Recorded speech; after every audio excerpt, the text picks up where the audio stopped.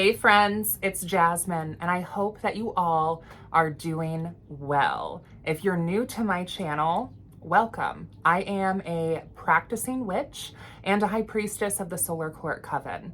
I am into all things folklore, witchcraft, horror related movies and content. And here on my channel, I kind of talk about all of those things and vlog and share my witchcraft practice. And yeah, that's kind of like what we do over here. So thank you for checking out this video if you're new, and feel free to check out some of my other content as well, see if it's kind of your vibe. If you are a returning subscriber, thank you so much for coming back and checking out this video. I really appreciate all of the love and all of the support. It means the world to me.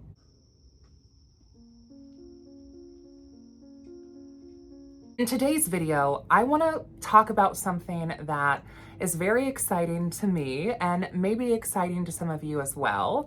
I have kept a lot of this very, very under wraps.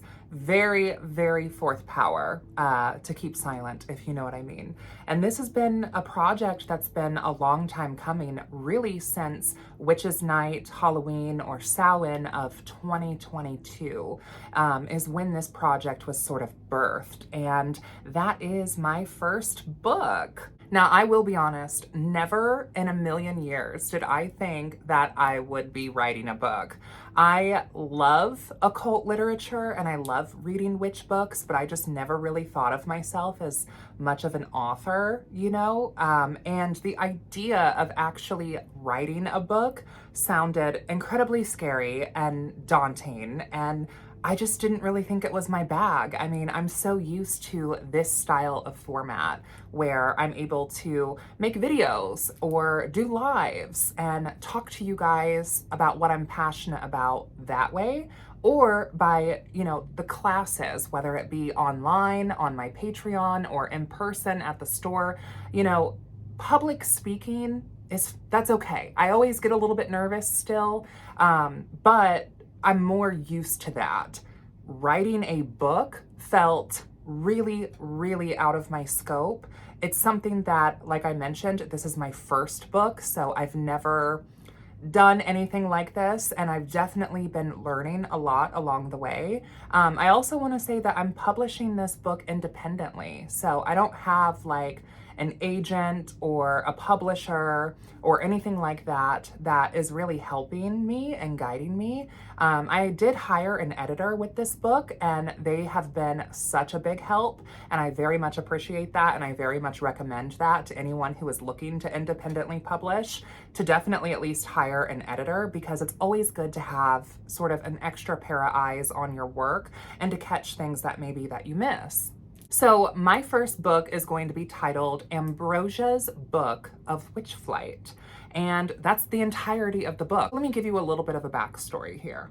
Let's start with that. Witches' Night, October 31st of 2022, I met with our coven here locally, and we were facilitating our yearly Witches' Night, Samhain, Halloween, sort of Sabbath rites. And in part of that was also pacting with a familiar spirit for the next witch's year.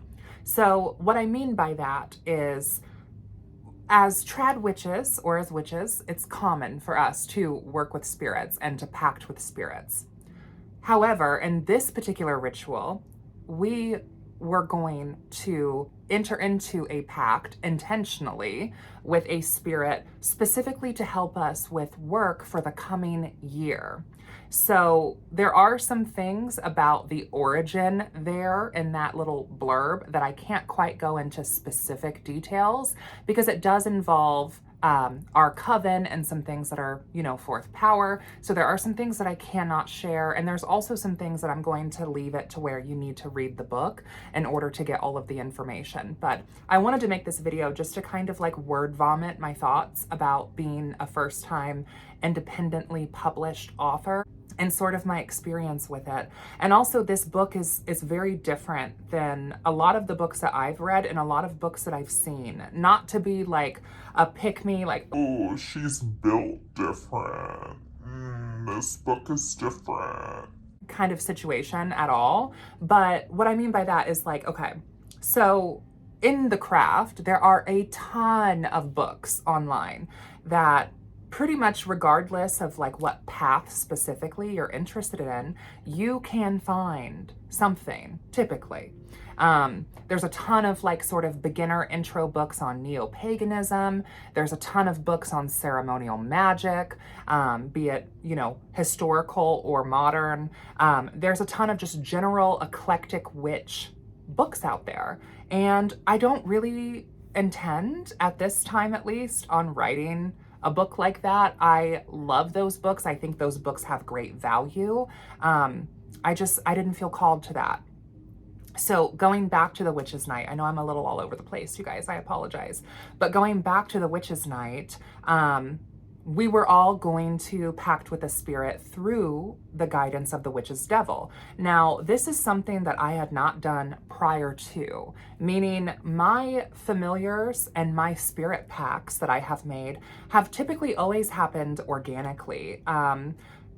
It's not often that I would go and seek that out. It would just kind of happen like any other relationship. I wasn't like set up with my best friends. We became best friends over time through working together. And that's very often how a lot of witches feel about their spirit pacts or their familiar spirits, is it just kind of coalesces and it just kind of happens. So this idea of allowing the witch's devil to sort of arrange a spirit pact was new for me and was something that I had not really done before. So this book is kind of also co-authored by the familiar that I pacted with at that ritual.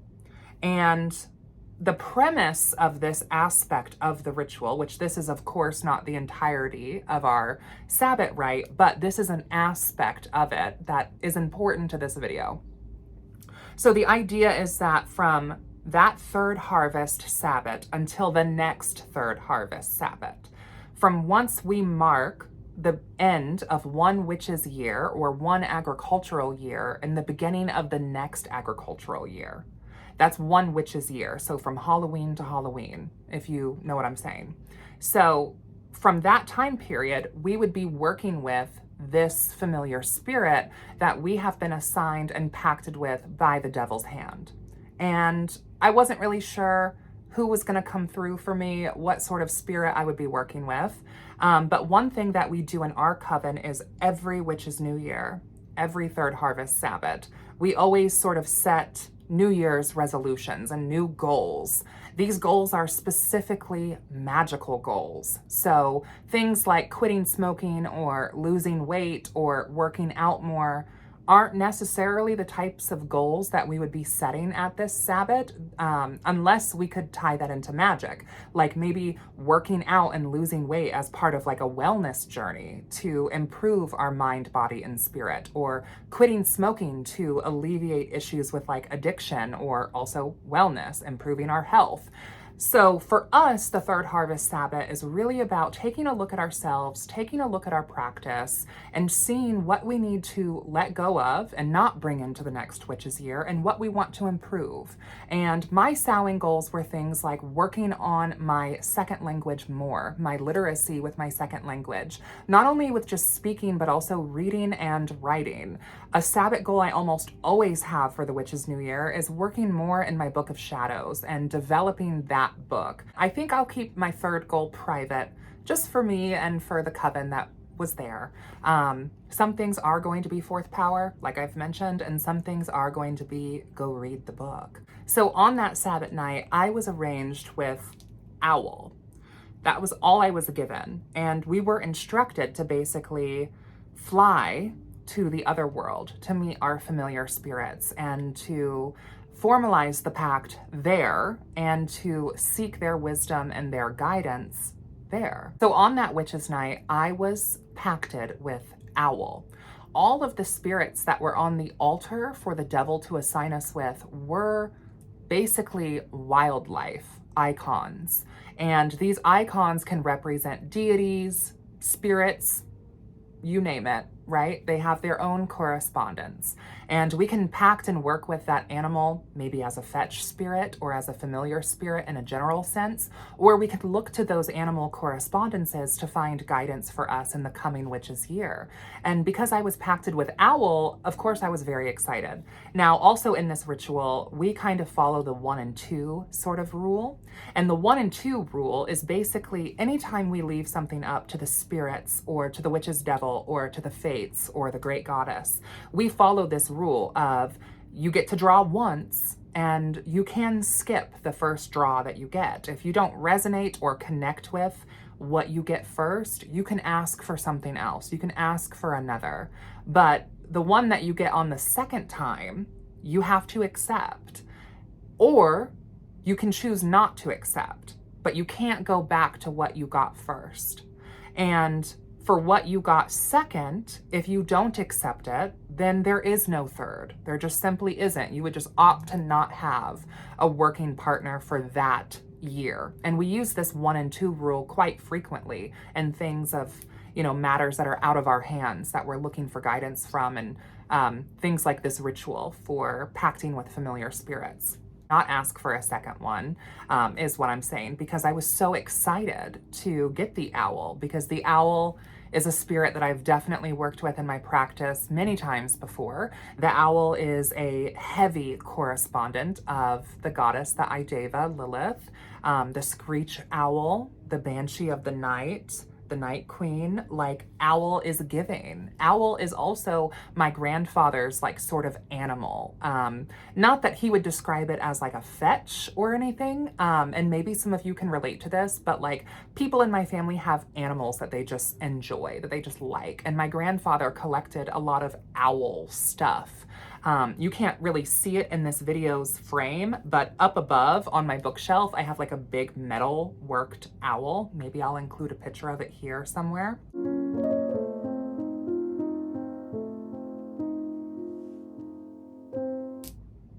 But stuff like that, he just had around his house. He just liked owls. I mean, they represent wisdom, knowledge, learning, and those were all big themes of his professional adult life. So I've kind of always been around owl as well, and I've always been very drawn to owl as a witch. I think of that Hecatean sort of chant, owl, bat, scorpion, snake, guard the crossroads that we take.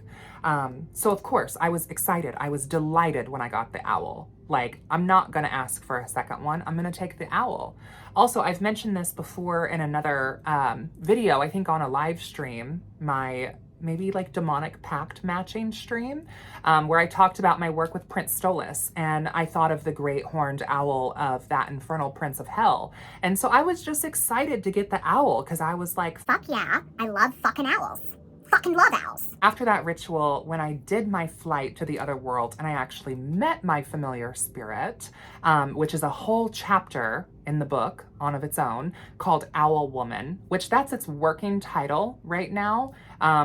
Everything that I mention in this video, as a little disclaimer here, is subject to change. I finalized my manuscript and it's off to my editor right now, who's about a third of the way through it. And so she's working on that. Now, by the time this video actually releases to YouTube, I would assume that the book would be available for purchase on Amazon. I will link it in the description if it's available and if you would like to go check it out. But yeah, do keep in mind that if you're watching this on Patreon, that things are still kind of subject to change because my editor has the manuscript right now, so keep that in mind. Flight, what is it? I mean, it's in the title, Ambrosia's Book of Witchflight. So a little bit more about the book that I've written. This is really my book. It's Ambrosia's book, right? Of Witchflight specifically. Not witchcraft, it's not my grimoire, and maybe one day, that might be a goal to release a grimoire, but that's not where we're at right now. Maybe in the future, I think that'd be really cool.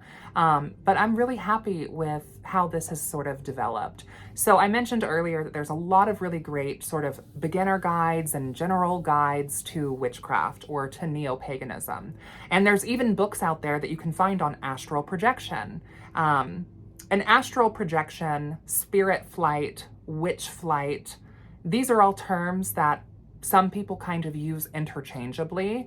I really prefer to use the term witch flight or flying because I feel like it gives it a very specific trad witch perspective. And I feel like astral travel or astral projection can bleed over into the sort of new age thought and new age community, which I really would like to make a video specifically talking about that and my thoughts on that, but I definitely want to keep myself distanced from that for reasons that I will go into maybe in another video.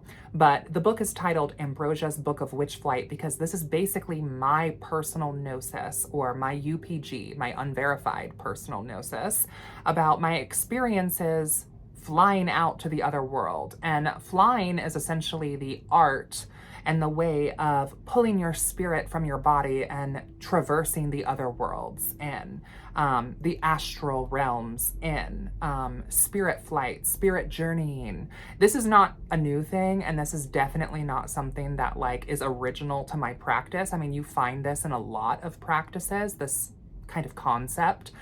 So this is not something I created or just made up, but this is my gnosis of doing so.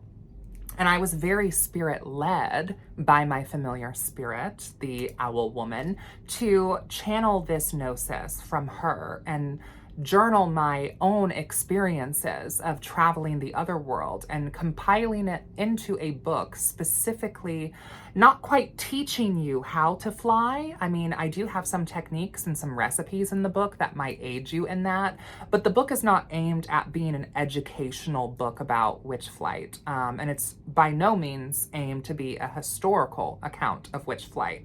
If you're interested in that, I recommend Keldon Mercury's book, The Witch's Sabbath. Wonderful, wonderful book.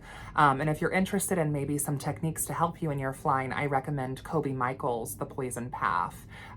Really great stuff in both of those books. I mention in the book as well, going to go check out their work. Keep in mind that Ambrosia's Book of Witchflight really is my own UPG. So if you get this book, you're kind of like looking at the other world from my eyes and going to be reading my personal journal entries in this book. This book also comes in a couple of sections. So I'll read you the table of contents here in a minute, which keep in mind, this could change by the time this video is actually published if you're watching this on YouTube. This is kind of like an early access behind the scenes for my friends over on Patreon, which if you're interested in supporting me or my work, or even taking some online classes, you can check out the link down below in my description for my Patreon.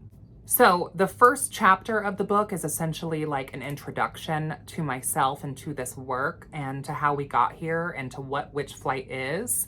And then there's a bunch of different journal entries in the book detailing various spirits, things, places, events that have happened in the other world. And the reason why I included that is because, going back to what I've mentioned earlier, you can find a lot of general witchcraft books. And you can also find general books about astral travel, spirit flight.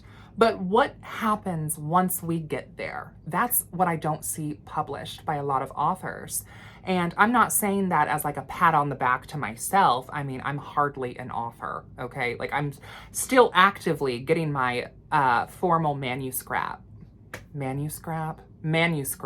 edited.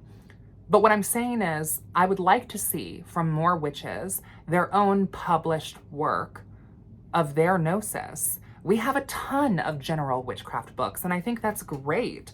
And it's great to have easy to digest historical books or reinterpretations to provide that sort of first pillar of to know and understanding in the craft. But I would like to see more of what happens once we get there, right? Like there's books that detail rituals. Well, what happens in those rituals? And what do those rituals actually do for us? Same with astral travel.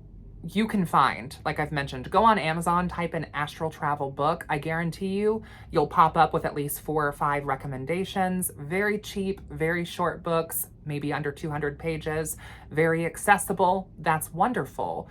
But what about the experiences of actually astral projecting? Like what is happening when we are actually doing that?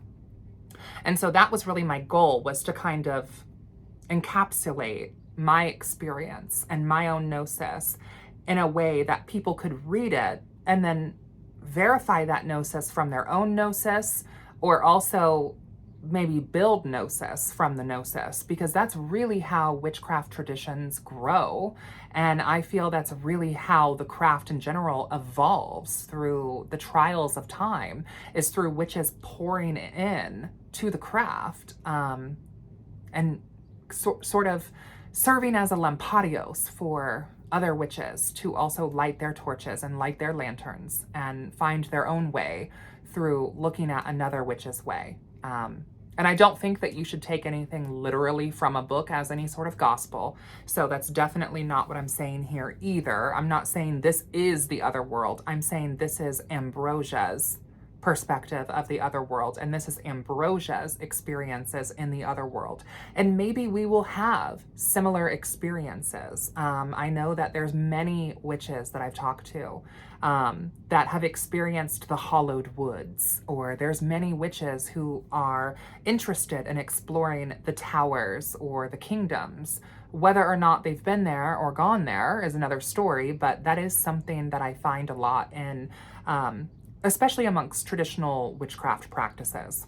So the introduction, my journal entries, and then also I've included a short story by a dear friend of mine that will be included in this book as well. And then kind of my notes or my perspective on this story. And then there's also a Liber Spiritus, which is my spirit codex or my spirit index, which at the time of making this video, there are 85 spirits in this index. And these are spirits that I have met, worked with, or heard of in the other world. And it kind of is like a spirit Pokedex in a way. There's an image of the spirit, then there's their name, their number, their attributes, their location. Very short, very sort of just general, but it gives you enough to kind of get the vibe of that particular spirit. So the codex itself is a relatively big chunk of this book. And then there's also the portion on recipes, which also includes a ritual at the end of the book. And the recipes are all geared towards psychic development, lucid dreaming, and witchflight. So in looking at the table of contents, that first chapter, the ostium, that's basically the introduction. We had to pop off and use an extra AF sort of word for that first chapter.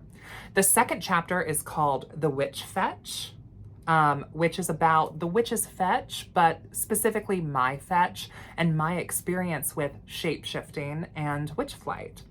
The third chapter is called Afraid of Heights, and this chapter details issues and obstacles that many people sometimes face when it comes to witchflight, sort of hang-ups and obstacles and ways to deal with that, to have a good, efficient flying experience.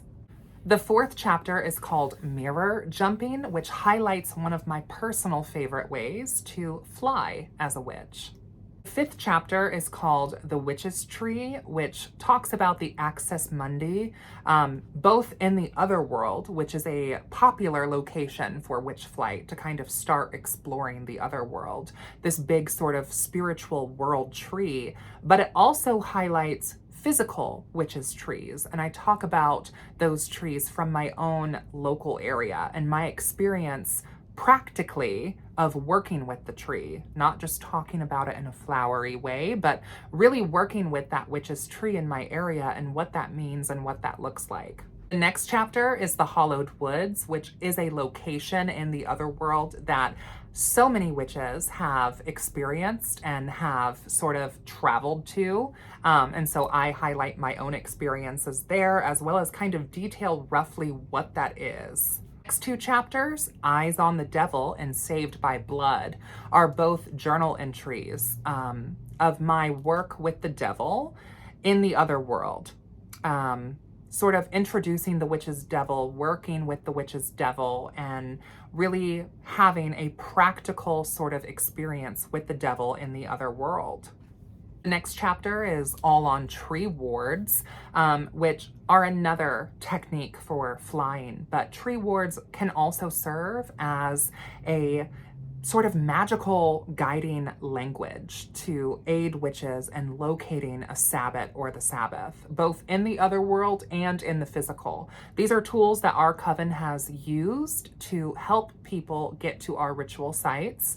And it's a whole language, like I said, as well as a divinatory sort of technique, very similar to what you will find in the mirror jumping ritual.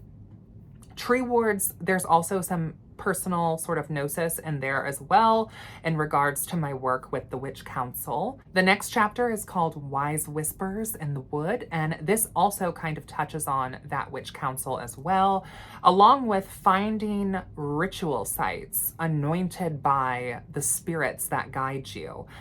This is something that is sort of personal to witches that work in covens or work in groups. But I also think that a solitary practitioner would be able to glean a lot of information from this as well, because you can also find spirit anointed places by connecting with the council, even if you are not in any sort of initiatory coven. Solitary practitioners make up the bulk, I would say, of the sort of witchcraft community.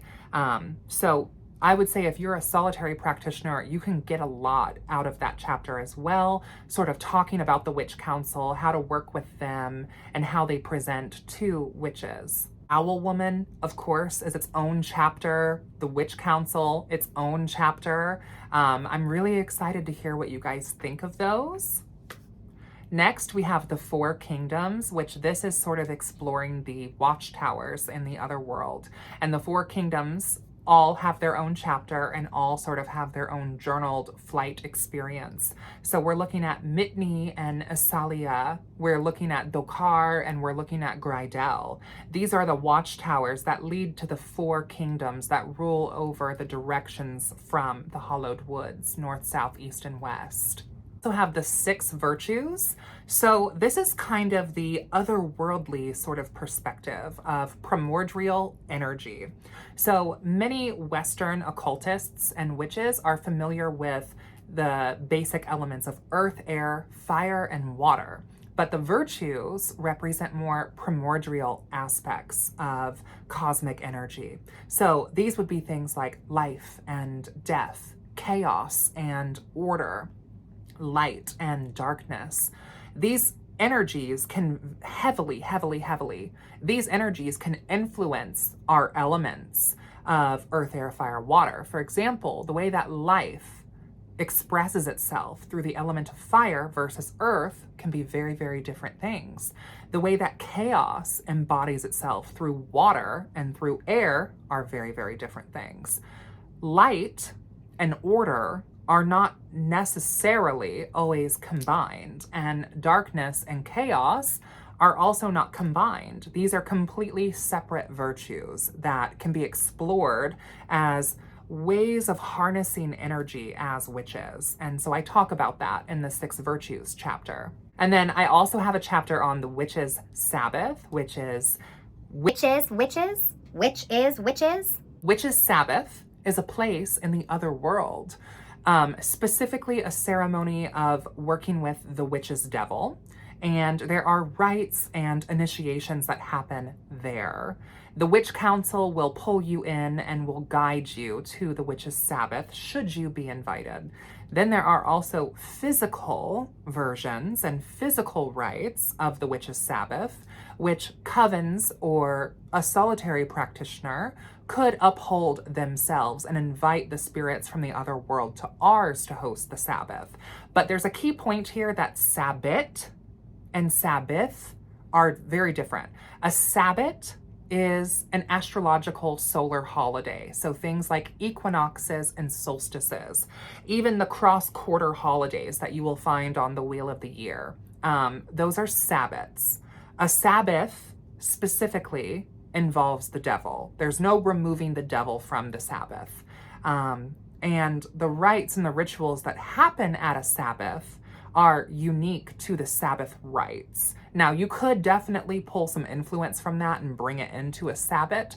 Trust me, we've done it as a coven, but they are uniquely different. So just kind of keep that in mind. I know that can be kind of confusing.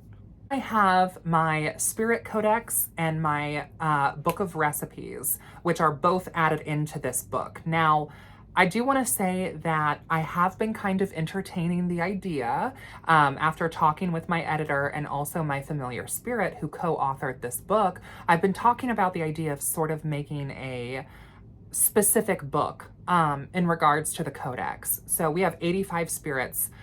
So we would include the picture and then maybe the attributes from the Witchflight book, but extend those attributes to other correspondences. And then I would love to see if there are any witches who would like to maybe volunteer to work on a collaborative sort of project. So the next couple of pages after those 2 pages would be personal gnosis of witches working with these spirits. And I would like to include that in the book, so that way readers of that book could sort of hear from, let's say, 3 or 4 different witches' perspectives of their work with this spirit. I think it would be really fun to do that in a very divinatory sort of way. So maybe not necessarily selecting like your top 5 out of the 85. I'd be happy to give you like your top 3, but then maybe add 3 more that are just purely based on divination. So if you're interested in maybe collabing for a book like that, please let me know, because I'm definitely interested in making the Codex its own book for people who don't necessarily want to purchase the Ambrosia's Book of Witchflight, and people who just want the book. And my editor even mentioned like there are people that play D&D that could be interested in it just for characters and their campaigns, which as a nerd, I love that. I love that. There is also a spirit index. That way you can just go to that and look at the number and like the page number that corresponds to the spirit. That way you're not just gonna have to like flip through 85 pages looking for the spirit that you're looking for. And then I've also included a little portion on tarot spreads that directly correlate to the Witch Council. So specifically to communicate with the council cardinal of each Esbat or each lunar season, working with her and hearing guidance from her and getting messages from the council in the other world. I mean, my goal was to basically make this a practical book. So not just like a flowery text of like occult information, though I do hope that some of it feels flowery. I wanted to make sure that some of this was also very practical and very hands-on and provide you with things that you can actually do, like maybe try some of the recipes, like my personal recipe of a sleepy time tea or Sabbath wine, or consecration and creation of the 4 relics of the kingdoms and making those ritual tools to use in the ritual that I include in the book as well, to draw the primordial energy from the other world in one of your rituals and to communicate with the Witch Council. I also have a closing and some additional acknowledgements in the book as well. And that is the book. So right now it's sitting around 300 pages. It could be shortened and be fewer than 300 because, like I said, the final manuscript my editor has, and they're about a third of the way through it. So specifics could change, page numbers could change, working titles could change. But yeah, this is kind of like the sneak peek that I'm giving to folks over on Patreon. And if it's released on YouTube, the book is available for purchase, and I will include that down below. But yeah, that's kind of what I wanted to talk about today, was just what I've been working on and partially why I've been so quiet on social media. I'm happy and I'm glad that my familiar spirit that I was matched with last Witches Night really pushed me and encouraged me to do this. And it's part of our working agreement. You know, I kind of came to her and assigned her to something, and in return, I've been assigned this. So when you do read this book, it's my gnosis as well as sort of her words and her thoughts as well. This spirit from the other world that sent a sort of rough manuscript out to a few witches. Some of them here are on YouTube, some of them are not. And they've kind of been like ghost readers. I'm not really sure if that's the correct title or not, but I've kind of sent it out to them to just be like, hey, I'm working on this book, would love to hear your thoughts, tell me what you think. And it's been really enriching to hear that so many of them have also worked with the Owl Woman, or have had sort of experiences similar to the Owl Woman, or have also been in the Hollowed Wood, or have explored these kingdoms also, maybe by different names, but the same place. So that's how Gnosis really gets verified. Anyways, I hope that you check this book out when it is available, and I would love to see or hear what you think of it. And yeah, I think that's gonna be it. So until next time, friends. Be well, be blessed, highly favored always, and blessed be, and I will see you in hell.